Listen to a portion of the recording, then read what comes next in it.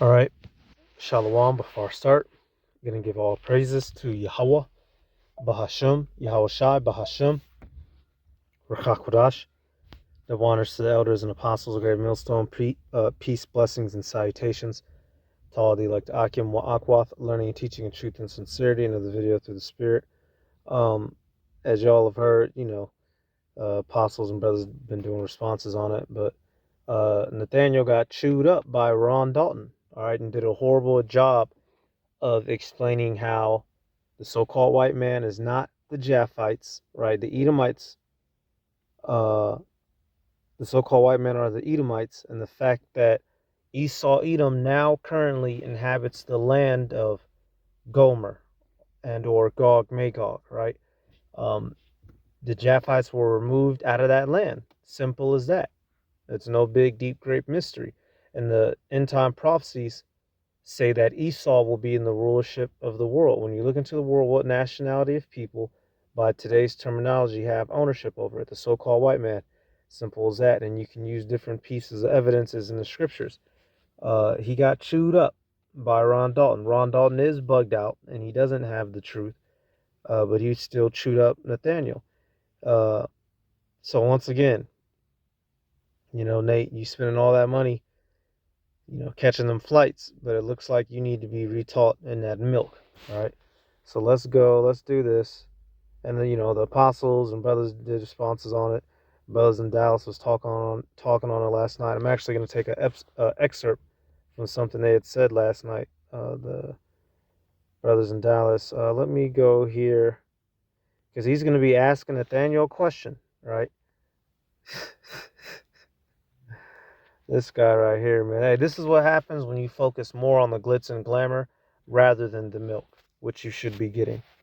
Even those Europeans that are mixed race with other races, with Japheth, that's what it's going into. Okay? And I said, I don't see what it has to do with us. Pause it. It tell you that Esau.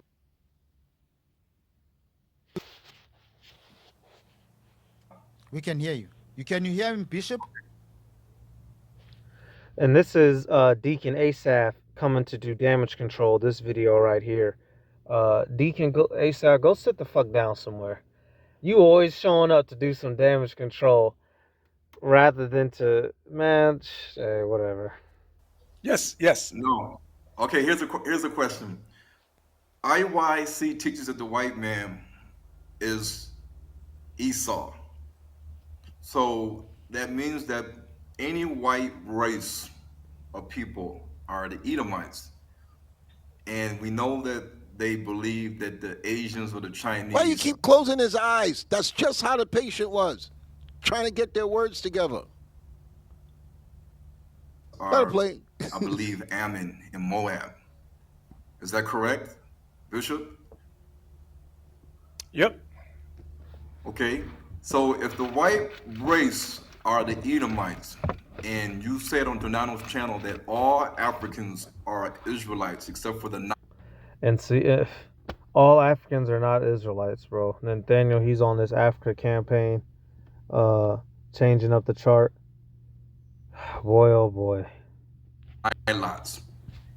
We know that the 12 tribes chart tells us that all Latinos, Hispanics, and Native Americans and Negroes are Israelites. And the white man is an Edomite. So basically, the whole North America, Central America, South America, they are all the descendants of Abraham. Yeah, what he said? He said the whole. And we don't teach that, and we don't believe that. And even when the bishop corrects him, he's not listening. And that's why I said there's something in it. He goes, you didn't answer my question. In Moab. Is that correct, Bishop? Yep.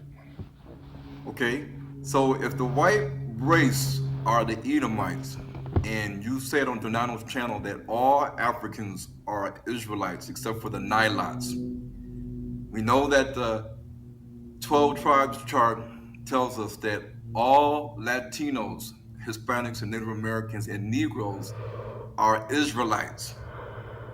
And the white man is an Edomite. So basically, the whole North America, Central America, South America. He's going to do it again, watch.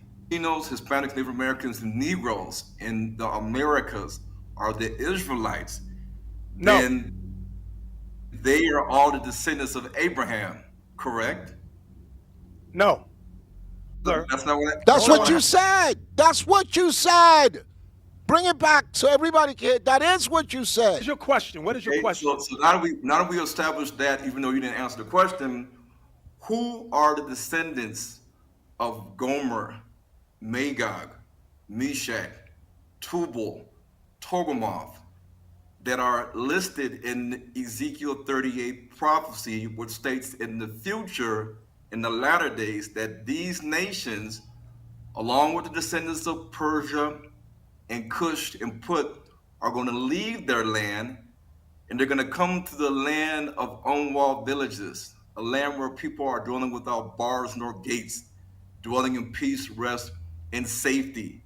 And it says in this future Ezekiel 38 prophecy that these Japhetic nations are going to have an evil thought, an evil scheme, an evil plan, an evil agenda against who? The Israelites and the land, because it says in Ezekiel 38 that they're going to come with the intent to steal, to plunder, to loot, and to prey upon the people, meaning the Israelites, their land.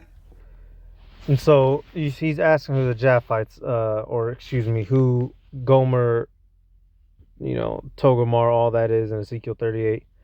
And the error that Dalton is making is the fact that he still believes that the original people are in that land. The people in that land today are Edomites, right? Now, specifically, the Russians. The Russians are the ones who have league right now with, now the verse he was dealing with, right, in particular, they literally, as of recently, literally written up contracts to be in league together, right? So we have Tubal, Meshach, Gog, right? Now, originally, these were descendants of Japheth, but Japhites no longer live there. The Japhites today are the Polynesians and Micronesians, right? In places like Hawaii, in places like, the motherfuckers who got whipped up in Australia, macro meaning the big islands, micro meaning the small islands, Polynesia, the mini islands, surfboarding, tatted up, ooga tooga dancing motherfuckers. They've been displaced. The people in their land today are who? Edomites, so-called white man. Russia in particular has league with Persia, Ethiopia, and Libya. They're the ones that are going to come up against the land of unwalled villages, which is America. Right? So Dalton's going off, but Nathaniel couldn't properly respond. And this is Israelite 101. This is Israelite 101. Right? And just let me go back. Now we'll keep you in the Meshach, Tubal, and the son of Gomer, Togarmah. Who are they today, Bishop? okay. The Polynesians. That's who they are today. Are they in that land mass of Russia and whatnot that they used to be? No. Who is in that land now? The so-called white man, the biblical Edomites. Simple as that. Now, Nathaniel, boy oh boy. Ron, Hey, let's those are allow Bishop Nathaniel to answer now. We'll keep you in the back end and we'll allow other people to come in. Bishop, did you get the question? Yep, I got it. It has nothing to do with the topic. Like I knew he would come up with some confusion. But anyway, give me Revelation 20:7. And so he goes to Revelation. That don't got nothing to do that. Hey, he could have just signed off sooner. This guy, man. It has nothing to do with Kenya. Keep it It has nothing to respectful. do Let's with keep it France. respectful, Bishop Nathaniel. Let's keep it respectful. Okay, your questioning is of no relevance. Pause it. Because it speaks about the Israelites when Christ come and they're going to rule with Christ 1,000 years. The 1,000 years is not how you answer this question. Let's go answer this question, y'all. Firstly, let's take a look at the history of, let's go to Genesis 10. Now, who used to inhabit those lands the descendants of Japheth, right? They used to inhabit the isles, as it says. Genesis was at 10, and we'll start at verse 1. It says, "Now these are the generations of the sons of Noah, Shem, Ham, and Japheth, and unto them were sons born after the flood. The sons of Japheth, Gomer and Magog, and Madai and Javan and Tubal, and Meshach and Tyrus. The sons of Gomer, Ashkenaz," remember that word, we're going to get into that, "and Riphath, and Togarmah, and the sons of Javan, Elisha and Tarshish, Kittim and Dodanim. By these were the isles of the Gentiles divided in their lands, every one after his tongue, after their families and their nations." So the Japhites inhabited those lands, right?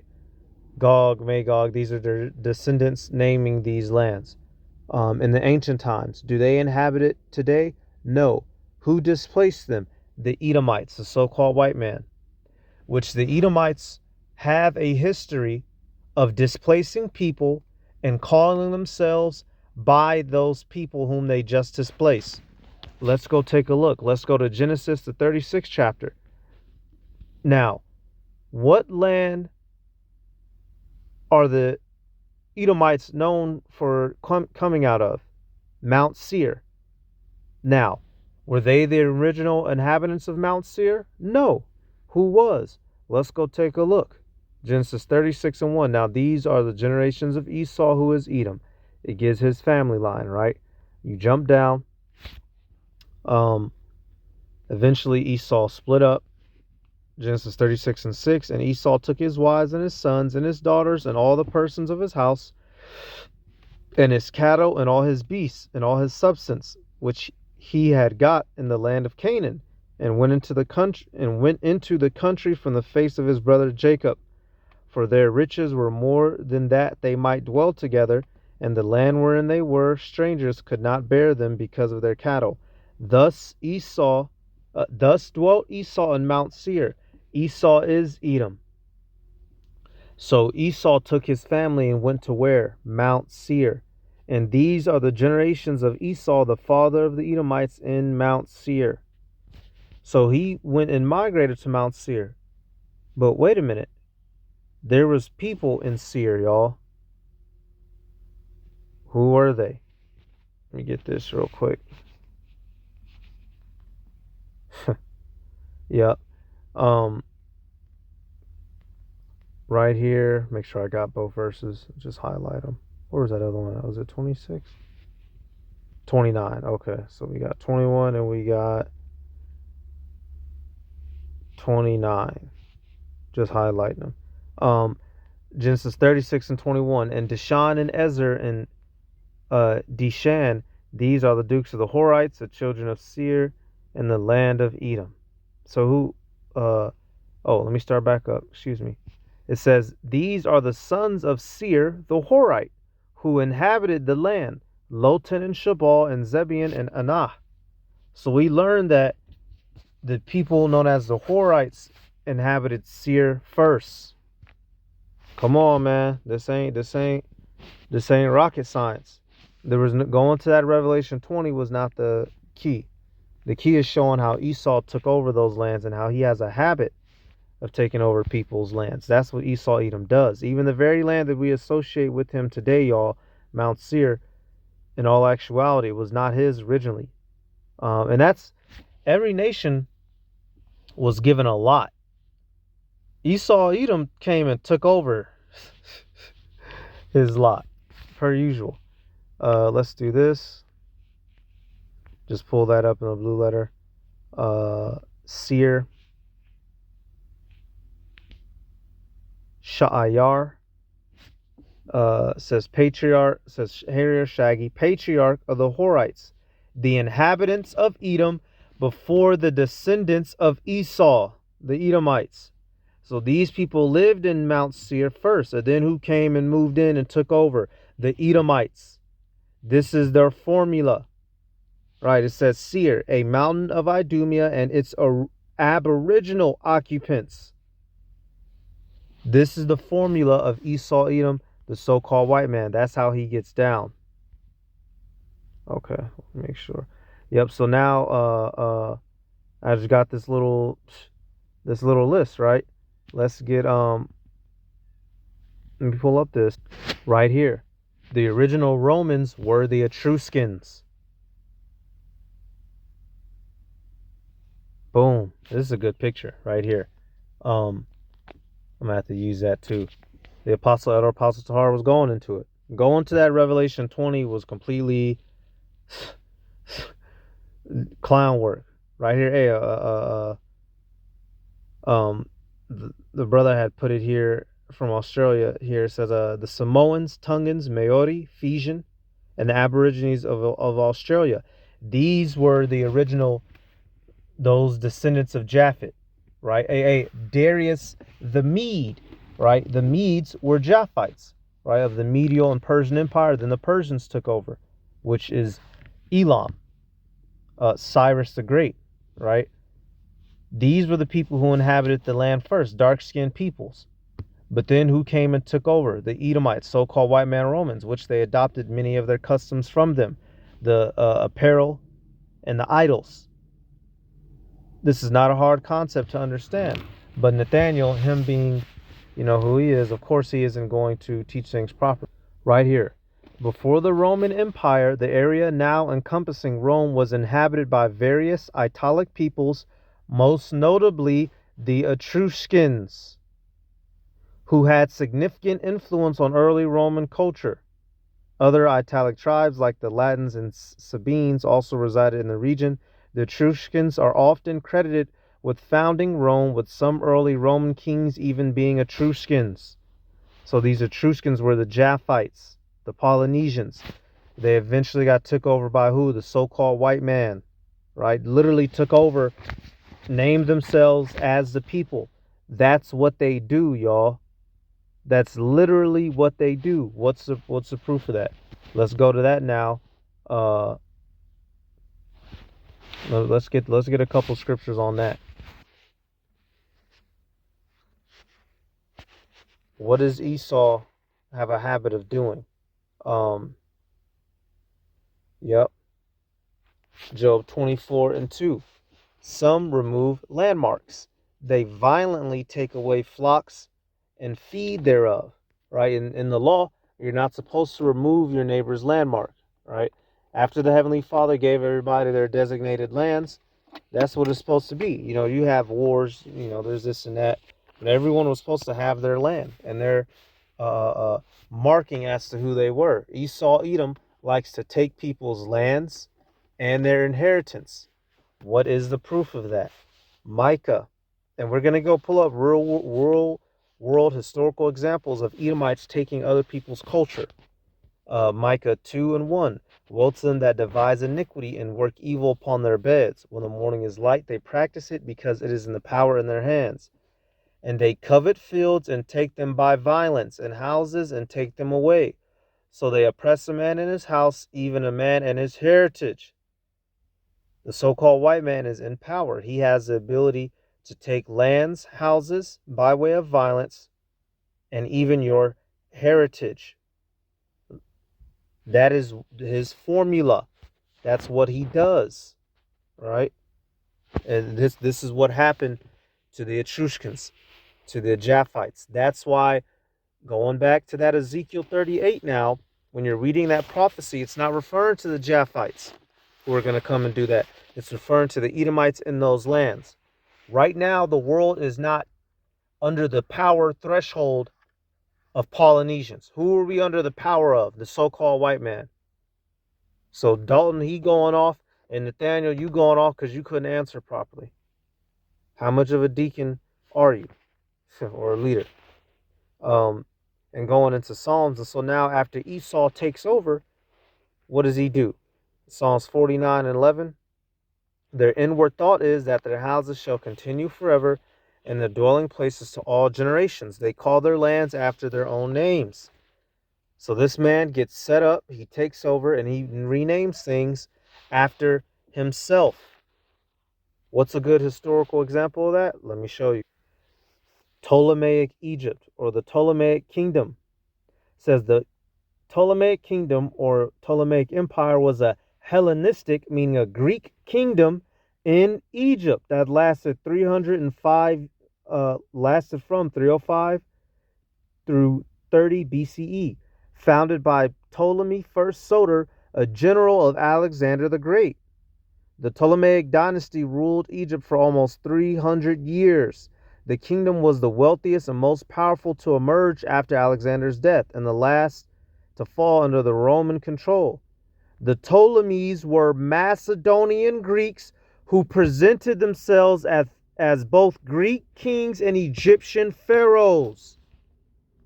This is how the so-called white man gets down. He shows up and took over what we now call Egypt, which originally, that's not even its name. What's the name of Egypt properly, y'all? Let's deal with that. Come on, Nate. You dropping the ball with that, boy. Going to some Revelation 20. Don't know what the hell you breaking down. Egypt. What word is that? Matazarium. Matazarium. Meaning what? Double straits. This is one of the descendants of Ham. Philistines are Matazariamites as well, right? So Esau came into that land by way of the Greeks and took over and began to call themselves pharaohs and Egyptians. The word Egypt is a Greek word itself, when the original word was Matazarium. That's one example, y'all. Easy money. Right here. Who took over the Hasmoneans? The Hasmonean dynasty, aka the Maccabees, was overthrown by the Herodian dynasty in 37 BC, specifically Herod the Great.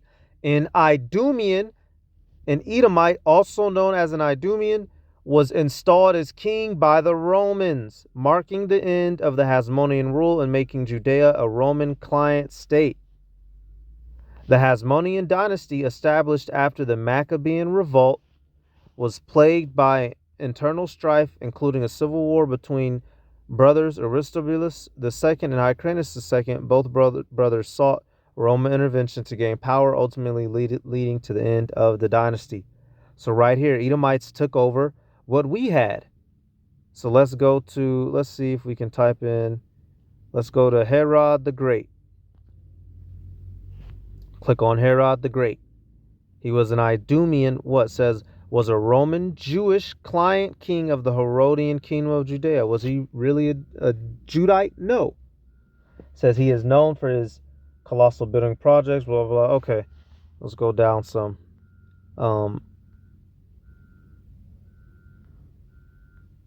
Yep, right here.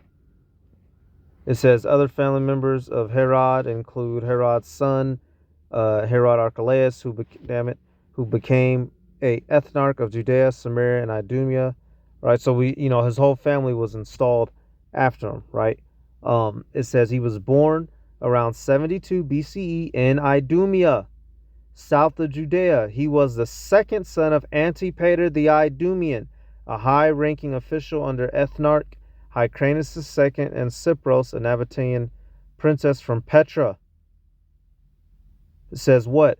Herod was raised as a Jew, according to Strabo. A contemporary Herod held that the Idumeans, whom he identified as of Nabatean origin, and they're not Nabateans, which are Ishmael, they're of Edomite origin. But he was being called a Jew. Why? They were raised up under Jews. Why? Now let's go back to his father, Antipater. It says Antipater was the father of Herod the Great. It says what? He was a native of Idumea, a region southeast of Judea in which the Edomites settled during the classical period. Antipater became a powerful official under the latter Hasmonean kings. Right, so jumping down. So why did Herod consider himself a Jew? Let's see. Let's go to background through this. It says, though historians understand that Antipater's family had converted to Judaism in the 2nd century BCE, different stories circulated in the wake of his son's coming to power. So he was a convert. Why was he a convert? Who forced Edomites to convert to living like an Israelite? It says instead, Josephus explains that Antipater's family converted to Judaism during the forced conversions by the Sadducee influence Hasmonean leader John Hyrcanus. Hyrcanus threatened that any Idumean Edomite who wished to maintain their land would need to be circumcised and enter into the traditions of the Jews. So once again, we see another method of Edomites taking on somebody else's culture. They did this even to us, the Israelites. So they removed out the Etruscans, took over, right? They were first force converted to observe the law. Then when they came to power, they took over by way of Herod. So linking it all back to that Ezekiel 38, that's how we know that, the people who are there today, they're not the original Japhethites, it's Edomites. Type in this: where is Gog and Magog today? Russia. Russia, y'all. The people who inhabit it today are what? Edomites. Now it says right here, it says which countries are ancient Gog and Magog. Magog is modern day Turkey, Europe, Russia, and maybe China. X off China. We know who they are. So Turkey, Europe, Russia. Who used to inhabit those lands? The Japhethites. Who inhabit them today? The so-called white man, the Edomites. They took over that land and area. It's as simple as that. And when you look into their spirit, y'all, that's the spirit of Esau, Edom. They show up, they roll up, they take over. Who does that spirit go back to? Cain and his descendants. I read this recently, but I'm bringing it out again. Right, from the Josephus, the Antiquity of the Jews, 1.52 through 1.71. Right, the second is out of 0.60, dealing with Cain. It says, and when Cain had traveled over many countries, he with his wife built a city named Nod, which is a place so called, and there he settled his abode, where also he had children. However, he did not accept of his punishment in order to amendment, but to increase his wickedness, for he only aimed to procure everything that was for his own bodily pleasure. Though it obliged him to be injurious to his neighbors, he augmented his household substance with much wealth by rapine and violence. That's the spirit of Cain. Show up and take over. All right, a violent seizure and carrying off of someone's property by force, often associated with pillage or plunder. The spirit of Cain is now in the spirit of Edom. This is what they do in the world. This is how they get down. Says what acquaintance to procure pleasures and spoils by robbery, and became a great leader of men into wicked courses. He also introduced a change in that way of simplicity wherein men lived before, and was the author of measures and weights. Right, and whereas they lived innocently and generously, while they knew nothing of such arts, he changed the world into cunning craftiness. So that's how this man gets down. And when you get to you look into the name of one of his descendants, because Cain itself is weapon, right? Blue Letter gives a little bit of a goofy breakdown on his name, but his name means weapon. And when you look at Tubal Cain, come on, it all links up in the spirit. Come on, Cain, Kwayan, right? They say possession, right? But really, it's a weapon, right? Something a weapon you hold in your hand. To see, look here, a spear, right? So he's a handheld weapon. Now you do what? Tubal Cain. And who fits this spirit in the earth? Huh? What people are a weapon in the earth, man? Come on. We're not running around being forced to do the taka, right? The Polynesian tongue dance. Tubal Cain looks like Thawabal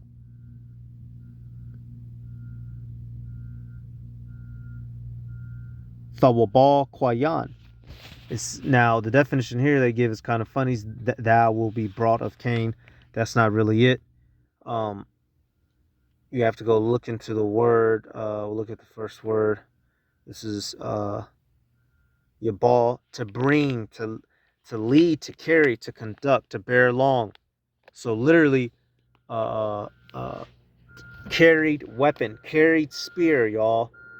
Bared spear, two-ball cane, and that's the spirit that the so-called white man today has. He's a wandering weapon. He rolls around. He's a mobile weapon. Come on. Who fits that spirit, y'all? Keep it a buck. Now, let's jump back here. Because, Nathaniel did a sloppy job of breaking shit down, per usual. I'm almost done. I'm going to let something else play, too, here in a minute. Nice little gem from the bros in Dallas. We're coming back here. Now it didn't work, so now... And here come Asaph, the damage control. Okay, so all of them are not who you think that they are. They mingle themselves amongst everybody. But let it play. Even those Europeans that are mixed race with other races, with Japheth, that's what it's going into. Okay? And I said, I don't see what it has to do with what we're talking about. But that's... Ain't no mixed race, nothing. Ain't no such thing as mixed race. You are what your father is. Fuck is you talking about, Nate? Answer. Okay, Even Ron. the mixed race. He didn't give an answer. He just said Europeans, Caucasians, white people, according to their And mixed teachings, race. they are all Edomites. Okay. Your parting shot, Ron. Okay, Europeans and Caucasians are Edomites, correct? Yep. So how did you explain to us who are the descendants today of Japheth's sons, Gomer, Magog, Meshach, Tubal, and Togarmah? You did not explain that. A lot of those, yes, I can explain He it. just explained it. If you get Go history ahead. books, it shows that Go those ahead, are we're waiting. many of the Polynesians, the Hawaiians, many of them of Thailand, a lot of them, that's them. Because when you look at the You just archaeology, did they a are video. brown skin. Hold on. Why are you Hold on. interrupting You me? see how he's Bishop- giving the answer and he's interrupting him? This is why you got to curse people out. You ask him, he's giving an answer, and you interrupted him and going Ron, I want you to say your parting shot. something else. Now you want something hard. So that's the agenda to say. Up, but You have Ivan Van Sertima. When you look at his books, it shows you he has many ancient archaeology of Gomer, many of them, and you can see that they're brown complexion with wavy hair. These are many of your Polynesians, some of them, Hawaiians, some of them, not all of them, but some of them. That is Japheth's sons. That's them. okay, Ron. Thank you very Yeah. much. So the problem, this is the last thing I want to say. Bishop Nathaniel and IUIC, they did videos in the Pacific Islands, like Papua New Guinea and Fiji and other islands, saying that you guys are the Israelites. Yo, hey, and that's a cut. And I did that video, months ago, and it came out. They run into them islands, and hey, Ron cut them. Some of them same islands you ran to, telling them that they were Israelites, and in fact, many of them are Japhites. Is there some Israel scattered amongst them? Yeah, that's true, but the majority of them was Japhites. So hey, Nate, he cut you, bro. You all over the place. You went to Rev 20. Hey. That don't look. See, you running around all that Africa, making a fool of yourself. So how can these black people that you guys are going into these islands claiming that you're teaching them that they're the Israelites? How can they be the descendants of Japheth, Gomer, Magog, Meshach, and Tubal, when I just seen the video the other day, you were in Papua New Guinea teaching that these black Pacific Islanders are the Israelites? Yeah, he did. That is a cut.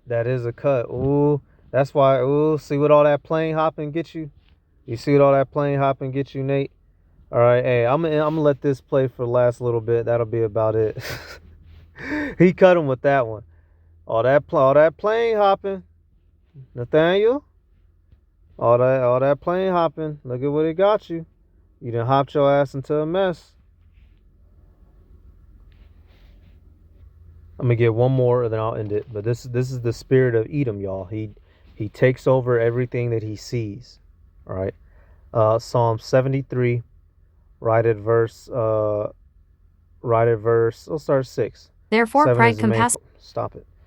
Psalm 73 and 6. Therefore, pride compasseth them about as a chain.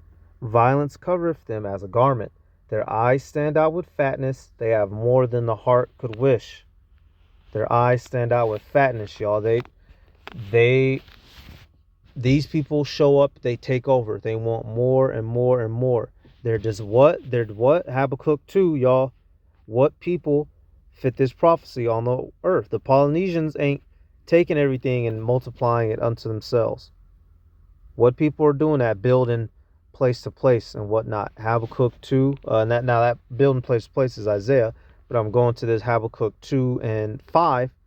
This is the spirit of Edom. He fulfills this. The so-called white man says, yet also because he transgresseth by wine, gets you drunk with his philosophies. He's a proud man, neither keepeth at home, who enlargeneth his desire as hell, and is as death, and cannot be satisfied, but gathereth unto him all nations, and heapeth unto him all people. That's how this man gets down. He takes over everything wherever he goes, changes the history books. He's did it to us, and he did it to Japheth. Nathaniel, you did a bad job. I'm gonna let this play out, dealing with a little bit of history of the Macedonians, and that'll be about it. The Elder Ariala was dropping this gem. The spirit of the Most High. Certain things historically are spiritual as well. Now, you mentioned the Greek Dark Ages, which I've done a few lessons on this. When you want to study the Dorians and or the Sea Peoples, and when you read the history of it, it's these people that traveled to Macedonia, that traveled to the land of the Latins, or what we understand as the land of Japheth, and they just took the fuck over. Who did that? Then you get this story about how Esau, or the Agagites, were in Macedonia. Yeah, I was just thinking that. So you had Haman, the Macedonian, the Agagite. He's called the Macedonian and the Agagite in the scripture.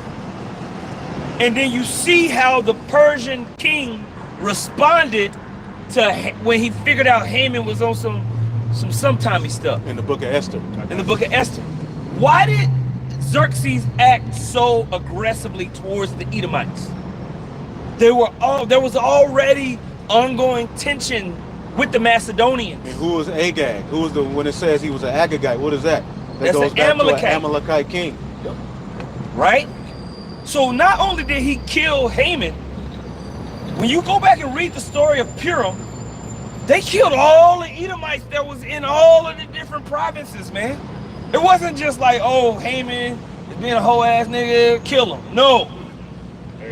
We gonna kill you, your homies, your kinfolk, all y'all got to go. We don't trust y'all. And after that history, there was these perpetual wars that happened between the Macedonian Greeks and the Persians, leading all the way up to Philip II, which is Alexander the Great's father. Daniel 11 goes into some of that history, right? Yep.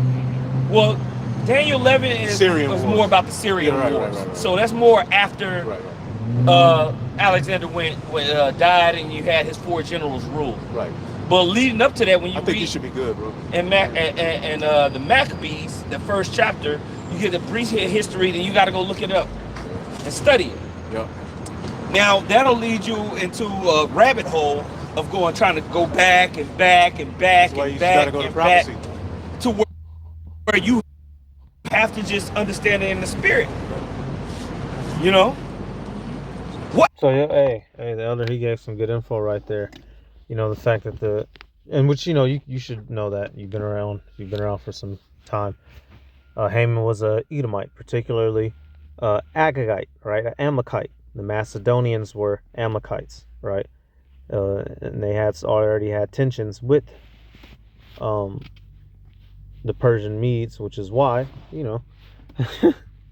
Purim went down the way that it did, right? Nathaniel, you did a bad job. You did a bad job. So that's about it, y'all. Japhites, they're not the ones ruling the world right now who we're about to take down. The so-called white man is, which are what? The biblical Edomites. Simple as that. All right, I'm going to give all praises to Yahweh, Bahasham, Yahweh Shai, Bahasham, Rakakodash, double honors to the elders and apostles of Great Millstone, peace, blessings, and salutations to all the elect Akim Akwat, learning, teaching in truth and sincerity. Shalom.